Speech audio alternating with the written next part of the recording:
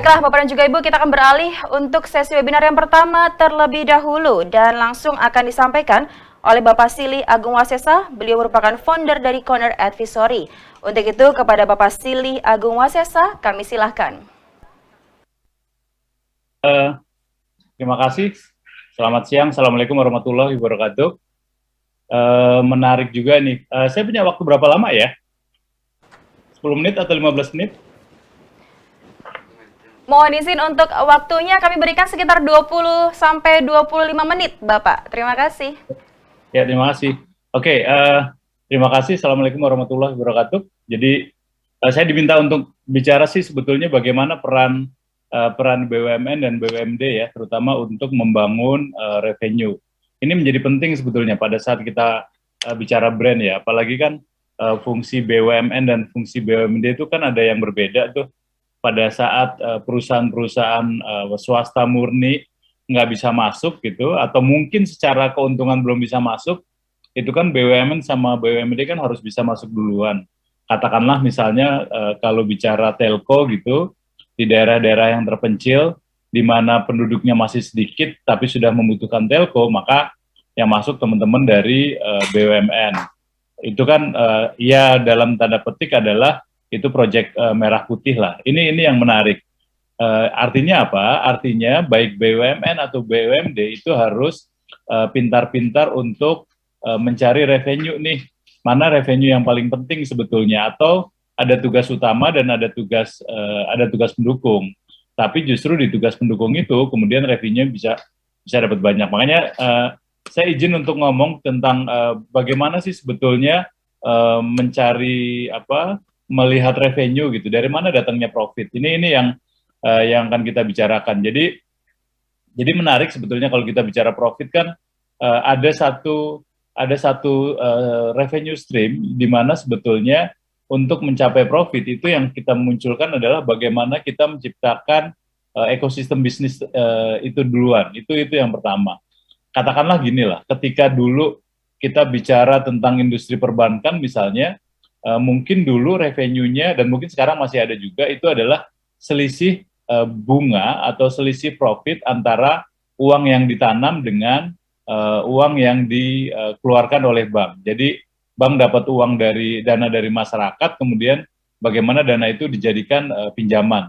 Selisih itu yang menjadi revenue. Cuman sekarang kan kemudian ada penghasilan tambahan dari bank yang di luar dari revenue stream tuh, dari yang konvensional. Bank banyak mendapatkan dari transaksi misalnya, berapa kali transfer dan lain sebagainya gitu. Itu yang pertama. Kemudian kedua, sekarang transaksi itu lebih kencang lagi karena bisa dilakukan di digital.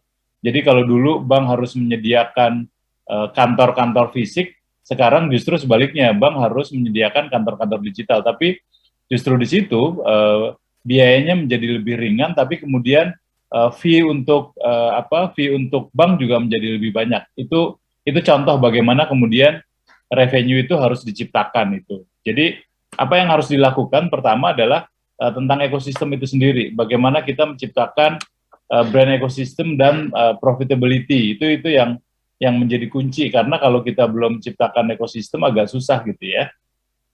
Apa sih sebetulnya yang disebut ekosistem? Ya itu kombinasi antara pengalaman stakeholder yang berinteraksi dengan kita, kemudian kesan yang ditimbulkan, dan proses sosial bisnis yang terjadi. Itu yang menjadi pertanyaan. Makanya kemudian gimana nih sebetulnya sebuah ekosistem itu dibangun. Yang kedua, bagaimana ekosistem tersebut kemudian bisa terhubung dengan profit perusahaan secara terus-menerus. Ini penting nih, ini penting karena tanpa adanya ekosistem yang ada itu akan menjadi sendirian, kemudian ya akan susah untuk meng-create atau mengenerate revenue yang baru. Nah itu yang disebut oleh oleh sebuah brand, disebut brand ekosistem. Kenapa perlu? Ya itu tadi, ya gampangnya dalam bahasa sederhana, brand itu harus punya teman lah. Brand itu harus punya follower.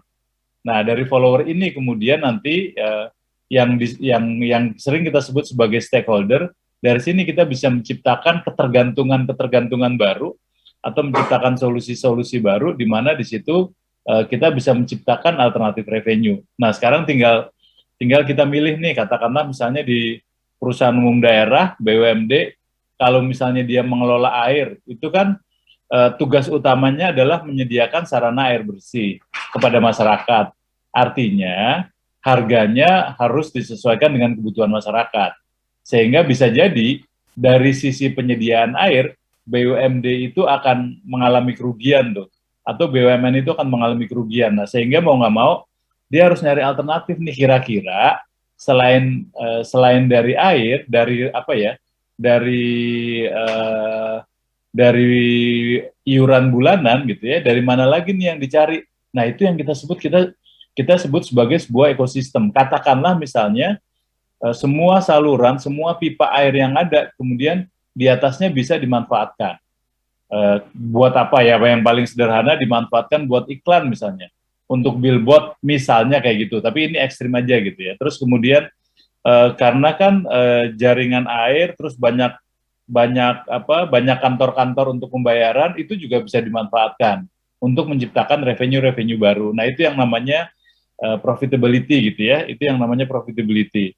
Yang kedua adalah ini nih, bagaimana mengurai mutual benefit yang dikembangkan oleh sebuah brand. Ini menarik nih. Bagaimana sih sebetulnya ekosistem apa yang esensial dari ekosistem? Ya, yang pertama adalah bahwa yang namanya benefit atau yang namanya profit itu ada yang namanya tangible dan yang intangible.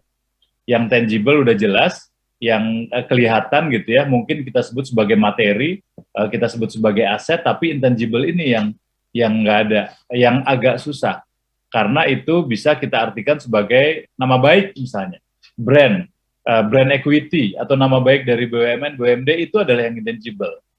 Kalau kita memiliki reputasi yang baik, kemudian menjalankan usaha kita untuk mendukung daerah ataupun pemerintah secara bagus, itu akan mudah untuk menciptakan revenue yang berikutnya. Tinggal target marketnya yang dirubah nih. Itu tadi sih. Jadi kalau misalnya BUMD Pasar Jaya misalnya, oke, kita harus menyediakan pasar yang bagus.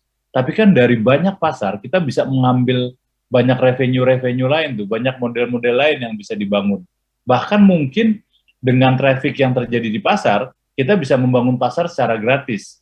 Kita bisa mencari sponsor-sponsor, siapa sih yang nggak mau namanya ada di pasar gitu, siapa sih yang nggak mau ada interaksi di pasar, sehingga itu bisa dilakukan tuh. Nah, itu yang namanya intangible benefit. Artinya apa? Ya, kita harus punya nama baik dulu. Kita harus punya nama baik dulu, orang percaya dengan kita, sehingga itu yang akan dimunculkan gitu. Karena nama baik adalah menjadi penting. Nah, sekarang persoalannya nama baik dari mana? Komunikasi dari mana? Ya mau nggak mau dari konten. Ini yang disebut sebagai intangible benefit nih. Bagaimana kita ngebangun relationship dengan stakeholder dulu, baik BUMD, baik BUMN. Kalau kita bicara BUMN misalnya, BUMN farmasi punya nggak relationship yang baik dengan dengan masyarakat, dengan publik, sehingga apapun yang dibangun, apapun yang di-create oleh perusahaan BUMN farmasi tersebut, masyarakat akan percaya. Makanya kemudian kontennya harus dipahamin nih, karena dari konten itu kita bisa membangun relationship. Dari relationship yang bagus, kita akan menciptakan trust. Trust yang baik akan menciptakan revenue. Secara umum seperti itu gitu ya. Tapi nanti secara teknis sih kita bisa bicarakan lebih dalam. Tapi kalau kita nggak bangun relationship dari sekarang, katakanlah misalnya pelayanan kita terhadap publik jelek, kemudian karena merasa publik yang butuh, kemudian kita semaunya aja gitu ya, ya agak susah untuk menciptakan revenue yang baru. Kalau udah kayak gitu, udah pasti dijamin tuh, pasti dia akan nombok.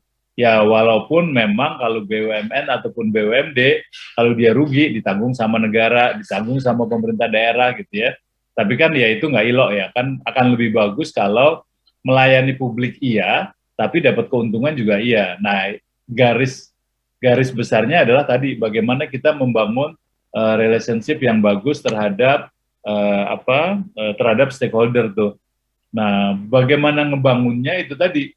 Ini menjadi penting nih, bagaimana kemudian pelayanan publik yang ada itu kita munculkan sebagai solusi yang inovatif. Jadi bukan sebagai kebutuhan dasar. Tadi kan kita bicara misalnya perusahaan air gitu, baik BUMD ataupun BUMD lah yang menyiapkan air, kira-kira pada saat kita melayani pemberian air bersih pada masyarakat, sudah kita bungkus belum jadi solusi yang inovatif?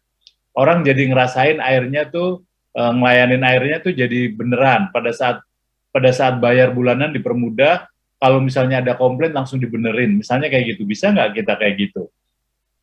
Ini penting nih karena masalah mental set ya. Nggak semua BUMD sudah punya mental set yang kayak gitu. Nah, artinya apa? Artinya sebelum sampai ke solusi inovatif buat customer, internal stakeholder harus dibenahin dulu nih. Jangan sampai kemudian karena kita ngerasa melayani publik, merasa publik yang butuh, jadi terserah tuh mereka mau ngapain. Ini rasanya menjadi pekerjaan penting ya buat teman-teman BUMN dan BUMD. Nah, terakhir adalah ini nih, dari mana sih sebetulnya kita menciptakan revenue stream nih? Dari mana kita menciptakan revenue stream sehingga orang akan jadi suka dengan kita. Ini yang paling atas adalah customer relationship, tapi yang paling penting segmen market kita dulu ada di mana tuh. Kalau segmen market kita udah ketahuan, yang sangat butuh dengan kita adalah siapa, baru di sana kita bisa membangun relationship. Lagi-lagi memang masalah mindset dulu ya. Kalau kita bicara BUMN gede, katakanlah misalnya kereta api, itu kalau kita bicara kereta api mungkin sekitar 10 tahun yang lalu, itu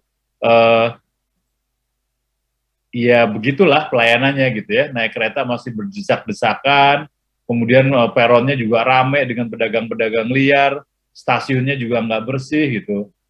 Bisa nebeng di kereta tanpa harus beli tiket gitu. Cuman kan sekarang udah beda lagi nih. Pelayanannya udah lebih bagus, penumpangnya lebih tertata, dan yang menarik adalah udah nggak ada lagi tuh anggaran dari negara untuk membiayai kereta api. Ini penting nih, makanya kemudian revenue menjadi penting untuk diperhatikan gitu. Nah, kalau udah kemudian untuk mencapai revenue, bisnis model apa sih yang akan dimunculkan? Karena lagi-lagi beda ya, BUMN dan BUMD itu kan punya bisnis model yang berbeda. Yang pertama adalah harus ngelayanin. Yang kedua harus menciptakan trust. Nah, baru yang ketiga kita ciptakan model-model baru nih, bagaimana pelayanan yang ada. Ini jadi PR nih buat teman-teman BUMD terutama ya. Karena banyak yang kemudian karena sudah diskusi sama pemerintah daerah atau pemerintah pusat, jadi ngerasa nggak perlu ada lagi bisnis model. Revenue udah pas dianggap akan datang sendiri. Toh kalau rugi juga ditombokin sama APBN atau APBD gitu ya. Makanya bisnis model ini menjadi perlu nih untuk dilihat.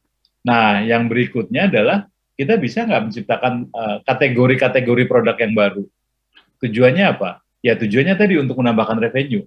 Karena kan kalau layanan dasar itu kan bicara tentang layanan standar yang orang datang, kemudian orang orang kita layani, kita lakukan sesuai dengan baik, tapi kan kemudian ada permintaan-permintaan lebih nih. Nah, di situ yang disebut produk kategori. Nah, kita harus bisa nih membangun produk kategori sehingga kita bisa menentukan model revenue-nya. Itu sih sebetulnya secara umum kalau kita bicara revenue gitu ya. Tadi kalau bicara contoh kan kita bisa melihat tuh bagaimana kemudian kereta api sekarang sudah bagus.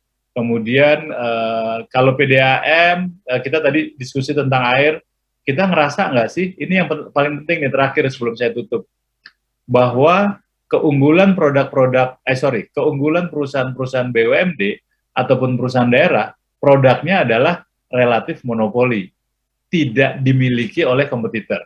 Itu satu tuh keunggulannya di situ tuh. Tapi memang itu sekaligus kelemahan, karena kemudian produknya dimonopoli, kemudian kita tidak nggak banyak melakukan inovasi-inovasi agar kita bukan hanya produk benefit yang ada, tapi emotional benefit. Nah, ini yang nanti mungkin kita diskusikan secara lebih detail gitu ya. Bagaimana kita menciptakan emotional benefit yang terjadi terhadap stakeholdernya BUMD. Saya kasih contoh kasus terakhir aja yang dilakukan oleh BUMD di Jakarta tuh berkaitan dengan air minum. Itu harganya turun. Saya lupa persis gitu ya, tapi sangat bombastis tuh, harga air turun dari Rp25 sampai Rp1. Pertanyaannya, ada nggak masyarakat yang berterima kasih? Ada nggak masyarakat yang ngerasa, wah keren nih BUMD nih, menurunkan air menjadi sangat signifikan sehingga menjadi kita menjadi lebih enak. Itu aja sih. Jadi bagaimana kita mengkomunikasikan itu menjadi penting. Itu aja dulu dari saya. Terima kasih. Assalamualaikum warahmatullahi wabarakatuh. Waalaikumsalam warahmatullahi wabarakatuh. Terima kasih banyak kami ucapkan kepada Bapak Silly Agung Wasesa, founder Corner Advisory. Terima kasih banyak Bapak, tadi banyak sekali informasi dan pengetahuan yang sangat bermanfaat pastinya untuk kita semua pada sore hari ini. Terima kasih Bapak untuk waktunya.